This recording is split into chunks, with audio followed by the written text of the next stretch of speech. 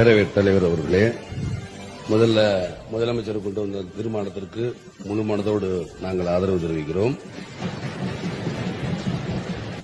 ஆனா 1972 புரட்சித் தலைவர் எம்ஜிஆர் அவர்கள் பிரிஞ்சு தனியாக அனைத்து இந்திய அண்ணா திராவிட முன்னேற்ற கழகம் ஆரம்பிச்சு முடித்த உடனே கலைஞர் மேல் 74 ஒரு ஊழல் புகார் கொடுக்கிறார்.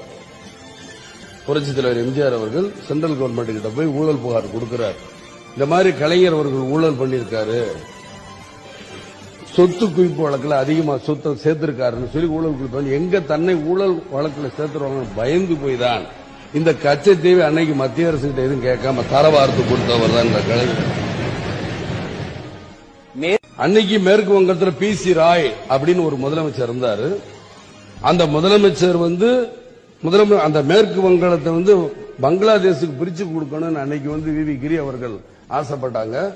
அன்னைக்கு PC ராய் முடியாதுன்னு சொல்லிட்டார்.